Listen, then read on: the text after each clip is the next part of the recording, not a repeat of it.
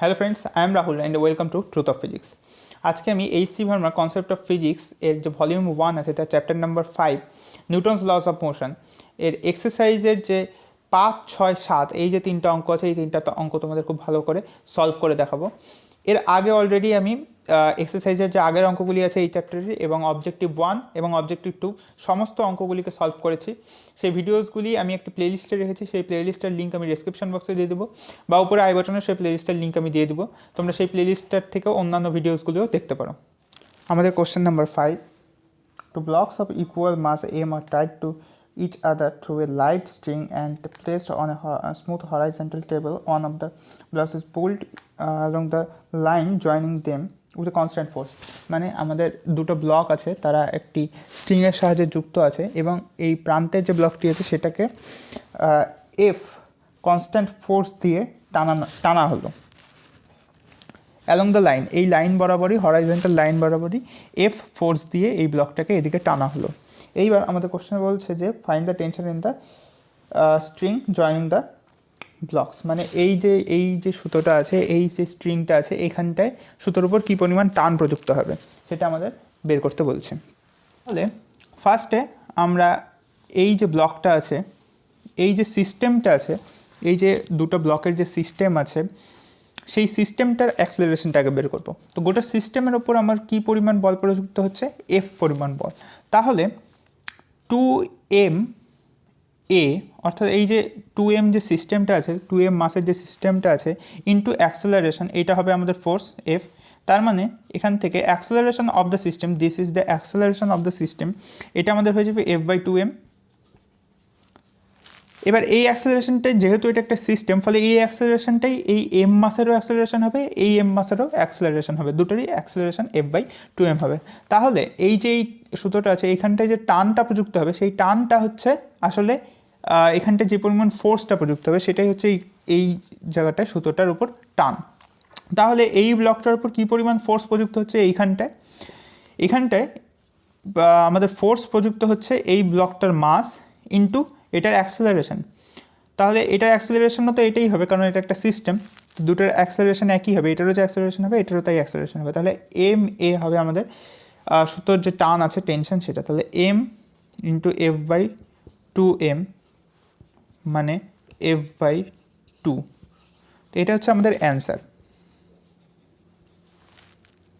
Question number 6 সে বলছে a particle of mass 50 gram moves on a straight line. The variation of speed with time is shown in the figure. অর্থাৎ এই ফিগারে আমাদের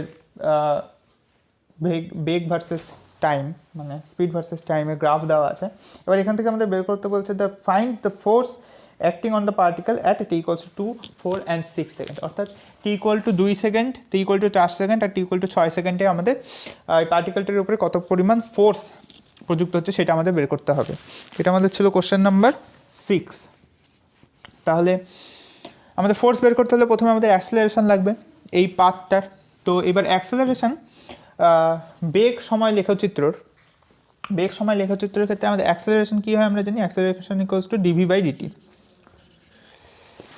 আর আমরা জানি dv/dt ডিফারেন্সিয়েশনের যে জিওমেট্রিক ব্যাখ্যা আছে সেখান থেকে আমরা বলতে পারি যে সাপোজ এই যে সরল রেখাটা আছে, এই সরল রেখাটা এখানটা যদি আমাদের থিটা কোণ করে হরাইজন্টাল অ্যাক্সিসের সাথে, অর্থাৎ টি অ্যাক্সিসের সাথে যদি থিটা অ্যাঙ্গেল করে, তাহলে এইটার যে কোনো পয়েন্টে, এই সরলরেখার যে কোনো পয়েন্টে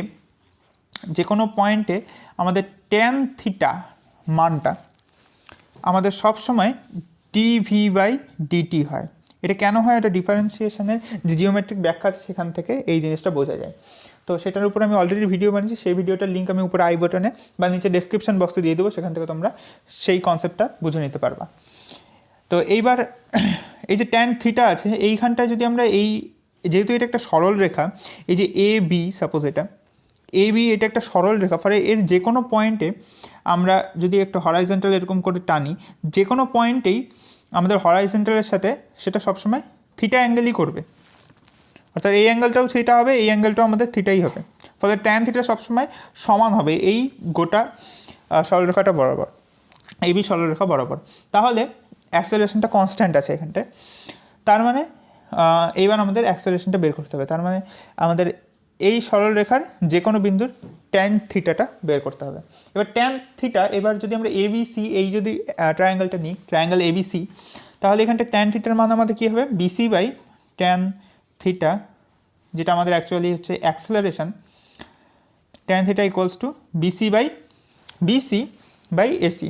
এবার বিসি তো আমাদের 15, এই যে বেকের ভার্টিক্যাল যে লাইনটা আছে বিসি, এটা আমাদের 15-র সমান, অর্থাৎ এই লেনটা হচ্ছে 15, তাহলে 15 ডিভাইডেড বাই, এবার নিচের এসি, এবার এইটা যদি 2 হয়, এটা যদি 4 হয়, তাহলে এর মাঝখানেটা অবশ্যই 3, তার মানে এই যে এইটুকু আছে এসি, এটা হচ্ছে আমাদের 3, তার মানে এখানে 3, তাহলে এটা হয়ে যাবে 5, তাহলে অ্যাক্সেলারেশন হচ্ছে 5 along the line AB. Now so the force at t equals to 2 second, t equal to 2 সেকেন্ডে আমাদের কী পরিমাণ ফোর্স হবে, F equals to M A. এবার এম আমাদের দেওয়া আছে 50, তার মানে এটাকে আমরা 50 গ্রামে, তার মানে এটাকে যদি আমরা কেজিতে করি তাহলে কী হয়ে যাবে 0.05 ইন্টু অ্যাক্সেলারেশন আমাদের 5, তাহলে অ্যাক্সেলারেশনের জায়গায় 5 যদি বসিয়ে দিই তাহলে এটা হয়ে যাবে 0.25 নিউটন। এবার force at t equals two 4 second, অর্থাৎ এই সময়টায়, এই ইন্টারভেলে। এইবার এইখানটায় যেহেতু এটা একটা সরল রেখা, ফলে এর ট্যান থিটা, অবভিয়াসলি এখানটা ট্যান থিটাটা আমাদের 0 হবে, তার মানে অ্যাক্সেলারেশন এখানটা 0 হবে। এবার এটাকে আরেকভাবেও এটাকে বোঝা যায় যে এই যে এই সময়টুকু আছে বি এর পর থেকে পার্টিকেলটার বেগের কোনো রকম বৃদ্ধি হয়নি, বি এর পর থেকে এটা একটা হরাইজন্টাল লাইন আছে, অর্থাৎ বেগ এখানটা সবসময় 15ই আছে বি এর পর থেকে, তার মানে বেগের কোনো বৃদ্ধি হয়নি সময়ের সাথে সাথে, তার মানে এখানটায় এই পোর্শনটা অ্যাক্সেলারেশনের মধ্যে 0, তো অ্যাক্সেলারেশন 0 হলে স্বাভাবিকভাবেই এফ এখানটায় 0 হবে। এইবার 3 নম্বর case, F at t equals to 6 second, 6 সেকেন্ডে, অর্থাৎ এই পোর্শনটায় আমাদের কী হবে, তাহলে সেটা করতে গেলে আমাদের এখানটায় যে মন্দনটা হচ্ছে সেটা আমাদের বের করতে হবে। সাপোজ মন্দন এখানটায় আমাদের এফ, তাহলে এটা হয়েছে আমরা এখানটায় যদি এটাকে ট্যান থিটা, এখানটা যদি আমরা থিটা ড্যাশ যদি ধরি এই অ্যাঙ্গেলটাকে, তাহলে ট্যান থিটা ড্যাশ এখানটা কী হয়ে যাবে, এইটা মানে 15 vertical line divided by horizontal line, মানে আমাদের এইটা হবে হচ্ছে এই লেন্থটা, তো এই লেন্থটা আমাদের কত, এটা যদি 6 হয়, এটা যদি 4 হয়, তাহলে এটা অবশ্যই 5 এইটা, আর এটার থেকে এটার দূরত্ব তার মানে কত হবে 8, গোটাটা 8, এইটুকু 5, তার মানে এইটুকু 8 - 5 3, তাহলে 3, তাহলে 5, তাহলে মন্দনটা হচ্ছে আমাদের 5, তার মানে এখানটায় আমাদের এফ হয়ে যাবে 0.05 ইন্টু 5, মানে আমাদের আবার 0.25 নিউটন হয়ে যাবে। কিন্তু এই ফোর্সটা, ফার্স্টের যে ফোর্সটা হবে এইটা অবশ্যই গতির অভিমুখে হবে, এই ফোর্সটা যেটা লাগছিলো এটা গতির অভিমুখে, সেই জন্য আমাদের গতিবেগটাকে বাড়িয়ে দিচ্ছিলো। আর এই যে ফোর্সটা হবে এইটা গতির বিপরীত দিকে হবে, অর্থাৎ এই যে ফোর্স যেটা যেই দিকে লাগছিল ফার্স্টের ফোর্সটা তার একদম বিপরীত দিকে, সেই জন্যই কণাটার এখন মন্দন হচ্ছে, অর্থাৎ বেগ ধীরে ধীরে হ্রাস পাচ্ছে। কোশ্চেন নাম্বার 7 এ আমাদের বলেছে 2 blocks A and B of mass MA and MB respectively are kept in contact on a frictionless table.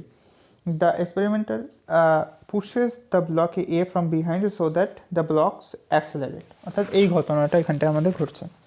এবার if the block A exerts a force F on the block B, অর্থাৎ এ যে ব্লকটা আছে এটাকে যদি আমরা ফ্রি বডি ডায়াগ্রাম যদি আঁকি এটার, তাহলে এখানটায় সেপারেট করে আমি আঁকছি, এফ এটা হচ্ছে এম এ মাস, এটা হচ্ছে এম বি মাস, যদি বলছে এই যে এই এফ ড্যাশ ফোর্সটা বাইরে যে এক্সপেরিমেন্টার দিল এর ফলে এম এ যে মাসটা আছে এই এম এ মাসটা এম বি মাসকে এফ পরিমাণ ফোর্স দিচ্ছে, ফলে নিউটনের থার্ড ল অনুযায়ী এম বি মাসটাও এম এ মাসকে এই সমপরিমাণ বিপরীতমুখী বল দিবে, অর্থাৎ এফ বল দিবে। তাহলে এবার আমাদের বলছে যে what is the force exerted by the experimenter or a, অর্থাৎ এফ ড্যাশ যে ফোর্সটা আছে এই ফোর্সটা আমাদের ক্যালকুলেট করতে বলছে। তাহলে এইখানটায় আমাদের ফোর্স আসছে এফ ড্যাশ, তাহলে এম এ যে মাসটা আছে এটার যদি আমরা ইকুয়েশন লিখতে চাই তাহলে এখানটায় হবে আমাদের এফ ড্যাশ মাইনাস এফ, কারণ এফটা বিপরীত দিকে আছে এফ ড্যাশের, equals to M A into acceleration. এবার যেহেতু এই দুটো মাস একসাথে একত্রিত আছে, two mass are kept in contact আছে, ফলে এই এফ ড্যাশ ফোর্সটা যখন দেওয়া হবে এই গোটা সিস্টেমের উপরে সিস্টেমটা একসাথে গতিবেগ লাভ করবে, অর্থাৎ একসাথে মুভ করবে, এই গোটা সিস্টেমটা একসাথে মুভ করবে, ফলে এই গোটা সিস্টেমের একটা অ্যাক্সেলারেশন হবে, সাপোজ সেটা আমাদের এ, অর্থাৎ এইটারও যা অ্যাক্সেলারেশন হবে এইটারও অ্যাক্সেলারেশন সেম হবে। তাহলে এবার এইটার যদি আমরা এইটা যদি ইকুয়েশন লিখতে চাই তাহলে এমবির ক্ষেত্রে আমরা লিখতে পারবো যে এখানটায় শুধুমাত্র আমাদের এফ ফোর্সটা কাজ করছে, কারণ এফ ড্যাশটা তো আমাদের এম এর উপরে কাজ করছে, আর এম এ এফ ফোর্স দিচ্ছে এমবিটাকে, তার মানে এমবির উপরে আলটিমেটলি ফোর্স আমাদের হচ্ছে শুধুমাত্র এফ। তাহলে F equals to M B into acceleration আমাদের সেম হবে, কারণ একটু আগে বললাম। তাহলে এ এখান থেকে বেরোবে এফ বাই এম বি, এটাকে এখান থেকে যদি পুট করে দিই তাহলে এফ ড্যাশ আমাদের বেরিয়ে আসবে F plus M A divided by M B into F. তাহলে এফ যদি কমন নিই তাহলে হয়ে যাবে 1 plus M A divided by M B. এটাই হচ্ছে আমাদের এফ ড্যাশ, অর্থাৎ এক্সপেরিমেন্টার